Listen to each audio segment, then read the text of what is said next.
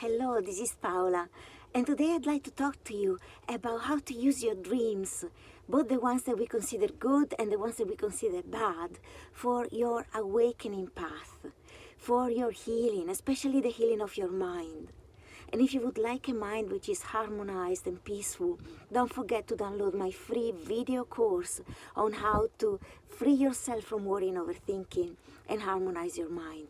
It's just a very short video course, free for you, and you can find the link in the comment below and in the description.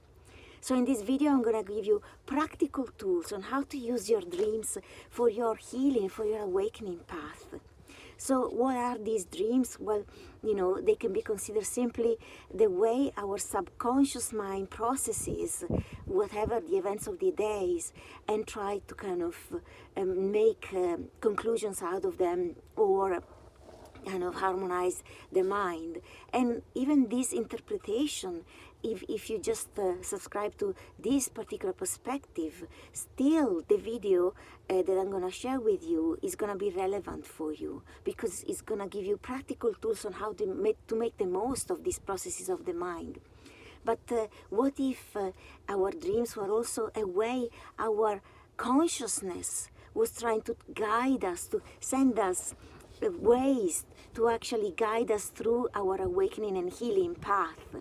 So what if we could actually make the most of this state of consciousness that happens when we sleep, so that our higher self, our true self, can actually guide us in a way that allows us to find that peace that we've been looking for in this lifetime. So, dreams have always been fascinating humanity since the beginning of time, throughout history. And I actually happened to be inside a megalithic monument, a Neolithic dolmen in south of Wales.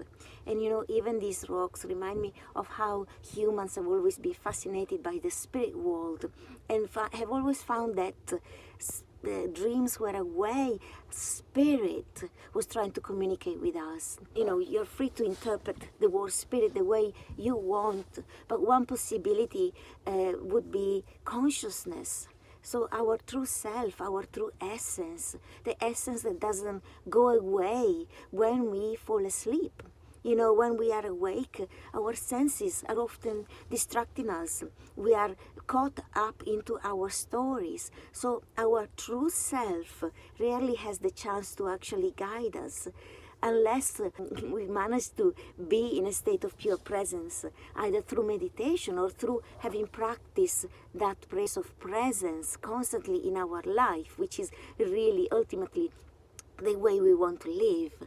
And when we fall asleep, the distraction of the senses go away, and that consciousness that is who we truly are doesn't just go away. We're still alive when we're asleep, but consciousness is not distracted by the senses, so has a possibility to communicate with us.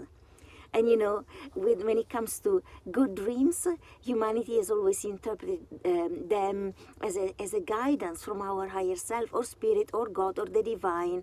Whatever resonates with you, you can actually take in.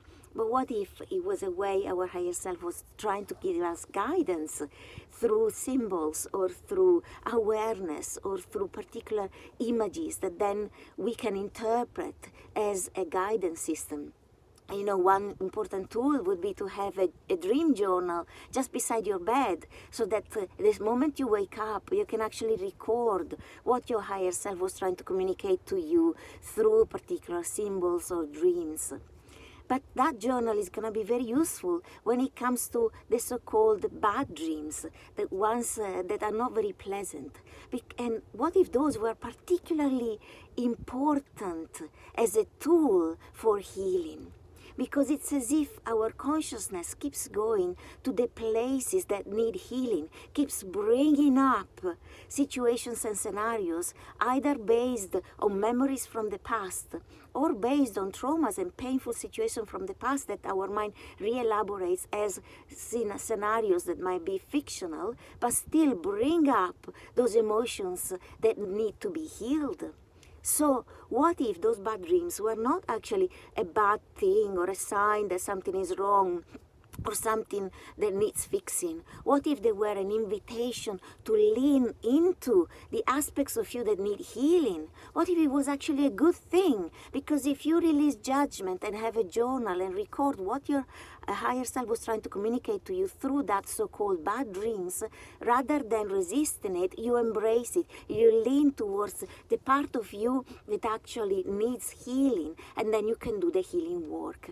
And by that healing work, I mean being present with the part of you that is still in pain, and therefore recreate scenarios for you to be present with, so that rather than staying in that pain, you can actually take the step to heal that pain. How do we do that? By being present with the human self, which is the wounded self that is still in pain, as if he was still a wounded child. And rather than judging him or her, just validating those feelings and deciding to be the one, your higher self, your consciousness, is the one that loves that human self, places love into all the wounds that need healing, and decides to honor and love you, yourself, as the being that deserves that love.